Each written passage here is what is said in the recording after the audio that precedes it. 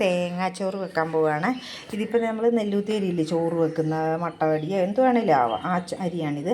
അത് ഈ ബൗളിന് ഒരു ബൗളാണ്, അതായത് ഒരു 3/4 കിലോ അരി വരും. അതാണ് എടുത്തേക്കുന്നത്. ഏകദേശം ഒരു 3/4 കിലോ അരി അതാണ് എടുത്തേക്കുന്നത്. പിന്നെ ഈ ബൗളിന് തന്നെ 2 ബൗൾ തേങ്ങാപ്പാൽ വെള്ളം ചേർത്ത് അടിച്ചതാണ്. 2 ബൗൾ തേങ്ങാപ്പാൽ, അതിൻ്റെ കൂടെ ഒരു 1/2 സ്പൂൺ പെരുംജീരകം, ഒരു 3-4 ഏലക്ക, ഒരു ലേശം മഞ്ഞൾപ്പൊടി, കറിവേപ്പില, ഒരു 10 കഷ്ണം ചുമന്നുള്ളിയാണ് ടേസ്റ്റ്. ഇനിയിപ്പോൾ നമ്മൾ അത് ചെയ്യാൻ പോണത്, ഇനിയിപ്പോൾ ഇതേ കുക്കർ അടുപ്പത്ത് വെച്ചു. അതിനകത്തേക്ക് വെളിച്ചെണ്ണ ഇട്ടു.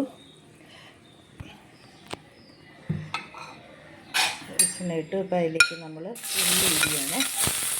ഉള്ളി ഇടിയാണ്. അപ്പോൾ അതിൽ തീയൊക്കെ കൂടിപ്പോയി ചൂടായിട്ട് വെള്ളത്തിൽ കുറച്ചിട്ട് വയ്ക്കുകയാണ്.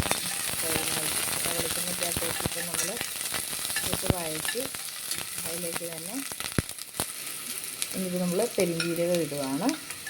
പെരുംജീരകം ഇട്ട് ഏലക്കായും പെരുംജീരകവും കൂടെ ഇട്ട് വേപ്പില ഇടാം.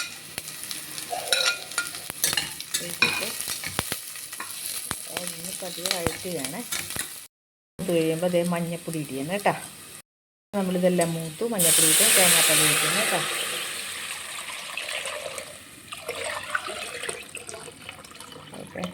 തേങ്ങയുടെ അടിയിലെ ബ്രൗൺ കളറൊക്കെ ഉണ്ടാവും, മിക്സിയിലടിക്കുന്നതുകൊണ്ട് അങ്ങനെ ഉണ്ടാവും. അപ്പോൾ അതിലേക്ക് ഉപ്പിടണം. ഇനി അതിലേക്ക് ആവശ്യത്തിനുള്ള ഉപ്പിടണം. നമ്മൾ നെയ്ച്ചോറ് വെക്കുമ്പോഴൊക്കെ എടുക്കുന്ന പാകത്തിനുള്ള ഉപ്പ് വെള്ളത്തിനുണ്ടായിരിക്കണം. അരിയിലേക്കും കൂടെ കണക്കാക്കിയാണ് ഉപ്പിടുന്നത്.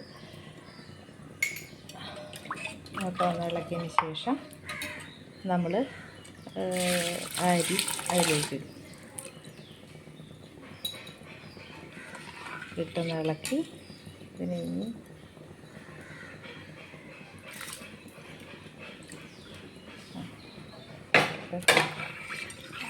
ഇളക്കുകയാണ്. ഉപ്പൊക്കെ ഇനി ഉപ്പൊന്ന് പാകം നോക്കണം. നോക്കിയിട്ട് പാകത്തിന് ഉപ്പാകുമ്പോൾ നമ്മൾ കുക്കർ അടച്ച് വെച്ച് നമ്മൾ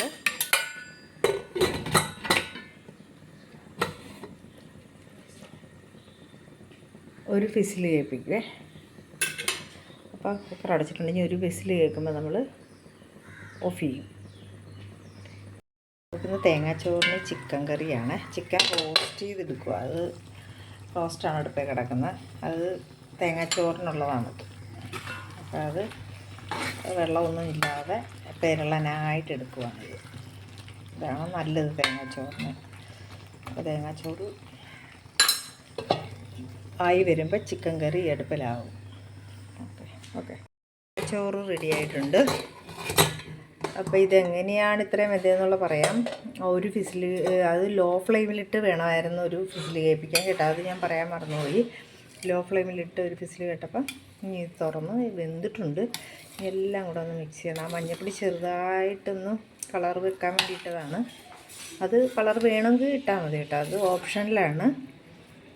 അപ്പോൾ അതിപ്പോൾ ചോറ് റെഡി ആയിട്ടുണ്ട് കേട്ടോ. ചോറ് കണ്ടിട്ട് കഴിക്കാൻ തോന്നുന്നുണ്ട്. അപ്പോൾ ഇതാണ് തേങ്ങാച്ചോറ്.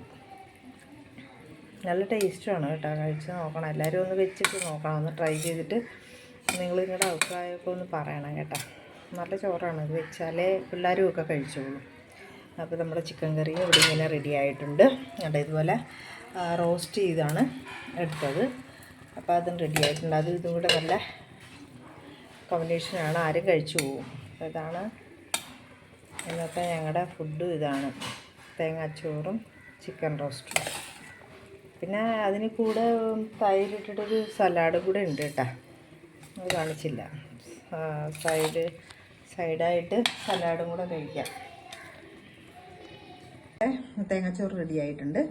നമ്മൾ സൈഡായിട്ട് നാരങ്ങാച്ചാറ്, സലാഡുണ്ട്, ചിക്കൻ റോസ്റ്റ് ചെയ്തതുണ്ട്, ഇഞ്ചിക്കറിയുണ്ട്. പിന്നെ ഇത്രയൊന്നും ഇല്ലെങ്കിലും ഈ ചോറ് കഴിക്കാം കേട്ടോ. ഓക്കെ.